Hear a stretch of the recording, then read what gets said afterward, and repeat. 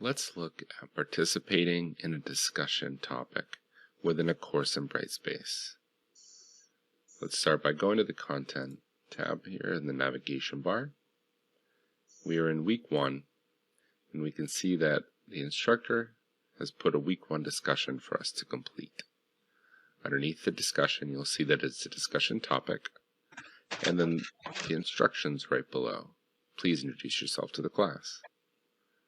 When we click into week 1 discussion, again, we'll see what the instructor wants us to do. Here, it's please introduce yourself to the class. Right under that, start a new thread. This is the first step in doing your discussion. When we click start a new thread, we'll see a subject box appear, and right below, an editable text box. This is where we're going to be putting the content of our post. I've gone ahead and entered some content in our week 1 discussion post. We can see that subscribe to thread is checked. If we leave this checked, it'll subscribe us to this thread, and then anytime somebody replies, you'll get a notification. We can also uncheck this box if we don't want to subscribe to this thread. We can add other things to the content of our discussion posts, such as videos, pictures, links. We can change the font size, the font style, the color. We can really customize this and make it our own. We can click the little down arrow and add attachments to our posts if we would like. If we need to save our post as a draft because we need to come back later to finish, we can save as draft. If we're ready to go, we can click Post to post the content of our week 1 discussion post. You will see now that you've created a thread, and we have the post, I'm Jonathan, with the content of our post below. You can see how many people have replied, how many people have viewed, and if you have any unread replies to the post that you've created. If we notice that we made a mistake, we can edit our post by clicking on the drop-down arrow next to the title. Here we can see Edit Thread. Clicking that will reopen the text boxes for us to be able to edit the content in our post. Let's go ahead and say we wanted to bold this and make it a different color. Let's make it purple. We can hit the Update button once we are done editing, and this will update the thread that we created. Let's take a look at replying to a thread. We'll go into week 1 and week 1 discussion. We can see here Jonathan has posted a thread with his introduction. If we hover over the title of the thread, we'll notice that the hand appears, meaning that we can click in. To reply to a thread, you must open the thread itself. This will open up the thread, show you the title, the content, and who posted it. To reply to the thread, click the blue Reply to Thread button. This will open up a text box where you can put the reply. Once you're done with your reply, you can go ahead and click Post, and you will now see that your post has been made underneath the thread.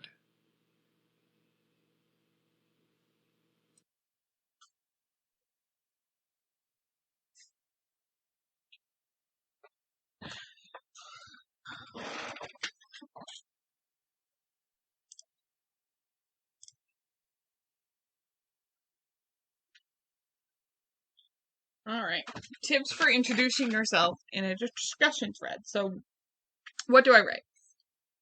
When given broad guidance to introduce yourself, the reactions of class members can vary in terms of information included, length, etc.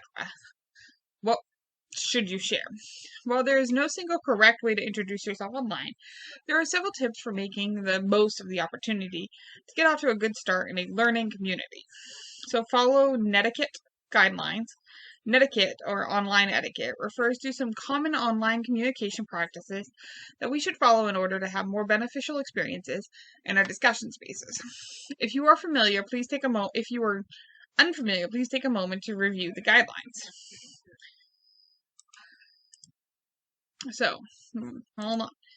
So the 15 essential Netiquette guidelines to share with your students. So think, is it true? Is it helpful? Is it inspiring? Is it necessary? Is it kind?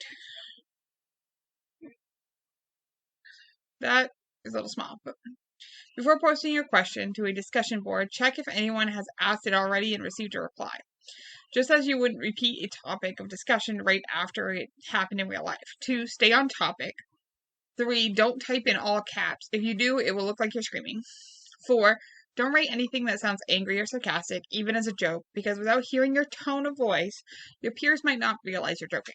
5, please remember to say please and thank you when soliciting help from your classmates. 6, respect the opinions of your classmates. If you feel the need to disagree, do so respectfully and acknowledge the valid points in your classmate's argument. 7, if you reply to a question from a classmate, make sure your answer is accurate. If you're not 100% sure when the paper is due, do not guess. Otherwise, you could really mess things up for your classmates. 8, if you ask a question and many people respond, summarize all answers and post that summary to benefit your whole class. 9, be brief.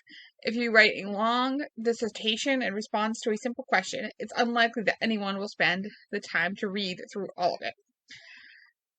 10, don't badmouth others or call them stupid. 11, if you refer to something your classmate said earlier in the discussion, quote just a few key lines from their post so that others won't have to go back and figure out which post you're referring to. 12, before asking a question, check the class FAQs and search the internet to see if the answer is obvious or easy to find. 13, check the most recent comments before you reply to an older comment. 14, be forgiving. If your classmates make a mistake, don't badger him or her for it. Just let it go. It happens to the best of us. And finally, 15, run a spelling and grammar check before posting anything to the discussion board. It only takes a minute and can make the difference between sounding like a fool and sounding knowledgeable.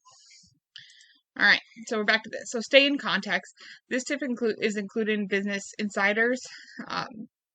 So tip 1, communicate your contribution. Tip 2, set yourself apart, be memorable. Tip 3, communicate culturally. Include professional and personal information. It's helpful to include something about you and your interests outside of class. Adding your location may be also beneficial. Many students like to meet in person if they can, and study groups emerge this way. Providing your city is fine, but there's no need to include details such as your home address. Consider adding an appropriate picture of yourself. Set up your profile so that an image shows, and let others see you. Use your instructor's introduction as a guide, and don't forget to respond to your classmates.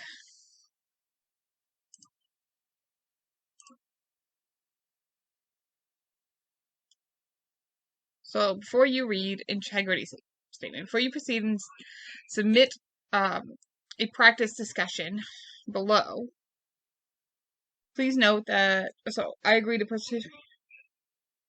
Okay. Oh yeah, let's see.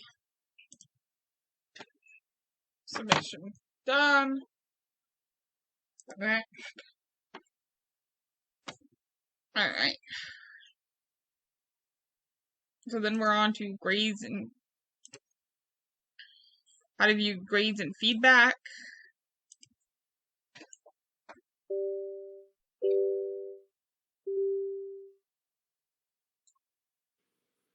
Viewing grades and assignment and exam feedback on our submissions. Let's start by navigating to the top navigation bar and clicking Assessments and going to Grades. Here we'll see an overview of all the grades that we've received so far in the course. At the top we have our overall grades so far, and then here we have categories, the assignments, discussions, and exams. These may be different depending on your course. This is dependent on how the instructor has set up the grade scheme. We see here that we have assignment 1, we have the points that we received on the assignment, and the percentage score. We can also see overall feedback that the instructor has given us. If we click View Inline Feedback, a new window will pop up, and we'll see our submission and any feedback that the instructor has notated on our submission. We can see here there's an orange box When we hover over that, a note has been left by the instructor. If we scroll down, we may see other things such as highlights and other types of notifications that the instructor has left. Here's another note. If we go down, we'll see here there's a free highlight that the instructor has done. This might be highlighting something that we did wrong, did right, etc. And again, this may depend on the instructor and the course that you're in. We can close this window and go back to our grades. If we look down here, we have exam that we took. We got an 80 out of 100 and 80% on the exam. Another way to view feedback on exams and assignments is by going to the navigation bar, clicking assessments, and then going into either the assignment or the exam. You can see here when we click on our assignments, we see all the assignments that we have done or not done. It'll show us if we have completed it. It'll also show us our score, the percentage score, and then feedback. If we click unread, here it'll bring us to another window where again we can see the overall feedback given to us by the instructor, the date the feedback was given, and our score. Same as before, if we go down and click View Inline Feedback, that same window will appear, and once again we can view the feedback that's given to us by the instructor. Let's close again out of that window, and now go to Assessments and Exams and Quizzes. Here, we'll notice that we have the exam, and to the right, we have the evaluation status, feedback that's been given, and that we have 1 out of 1 attempt. If we click the On Attempt feedback, we'll see that it opens up another window, and we see that our attempt 1 is here. If we have multiple attempts, we'll see those as well. We'll see the score that we've got on each of our attempts and our overall score. We'll notice here that there's a comment box, so we have feedback on this attempt. If we clicked on our first attempt here, it'll open the window up that will show us what the instructor has decided that we should see as far as the questions go. In this circumstance, the instructor has shown us all of our questions, what answers we have done, and if we've won wrong, is also showing us the correct answer. Note the correct answer is an arrow here. The X indicates which we answered and that is wrong. At the bottom, we'll see our overall score, and if we scroll to the top, again we can see overall feedback that the instructor has given us. As you can see, there's multiple places to view feedback and grades in Brightspace, and again, this may vary depending on your course and instructor.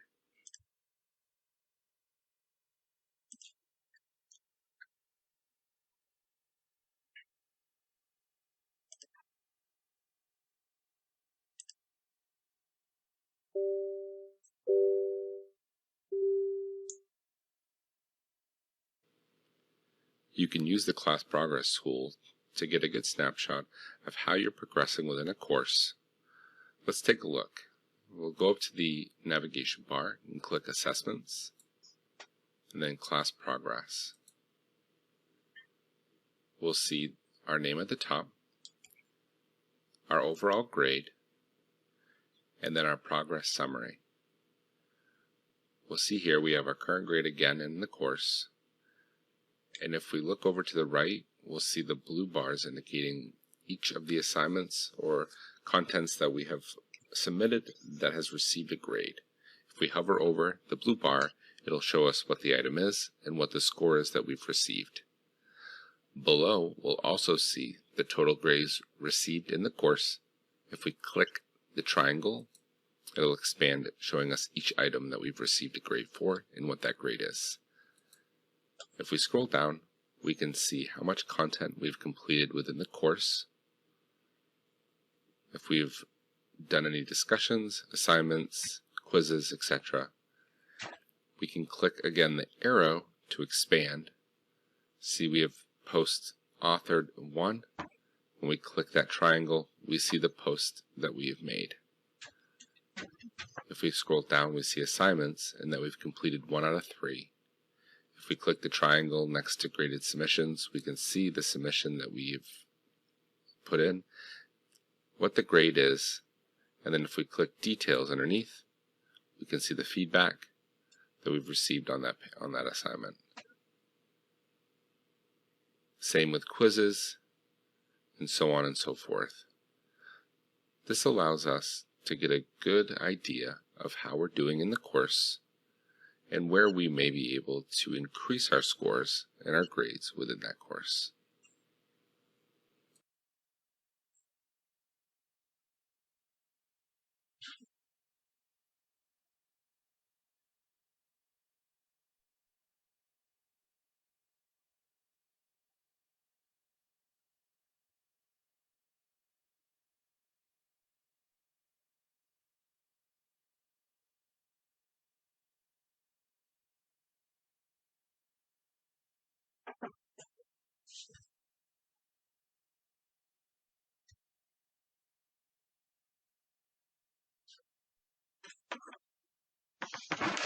Alright.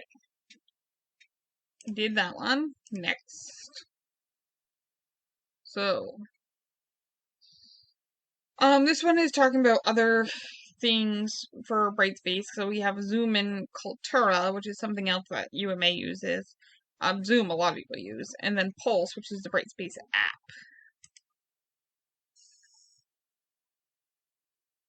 So Cultura is a video making and hosting service that you have a free account with.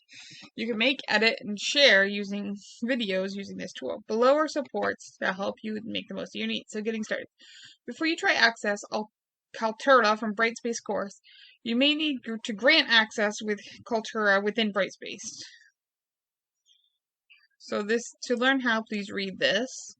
Recording video and Cultura capture. So I'm not going to stay here forever. I'm just going to let people, who might have UMA, look at this before I move on. And then next we go to, I think, Zoom. Zoom is an online meeting service that you have a free account with. You can set up meetings, peers, and faculty. You can also use Zoom to make recordings of yourself or while sharing something on your desktop. Below are supports to help you get started. So before you try access with Zoom, you need to download the Zoom client. This is where you will make the connection between your Zoom app and your main EDU Zoom account. Please read Download Zoom and Create a Meeting to learn more. If you have a personal Zoom account, you want to make sure you're signed in with the correct account when using Zoom for UMA purposes. This can be confusing because you won't have access to the same features in the different accounts.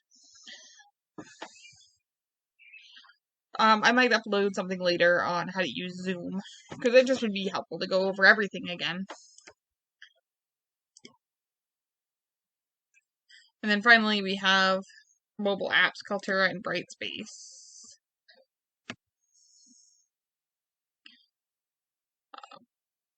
It doesn't really go over them, it just kind of tells you they exist. But that is it, other than some learning resources. Let's see here. Specific to UMA, which I've already done in other things, so I don't really feel the need to do them again. But anyway, thank you for listening.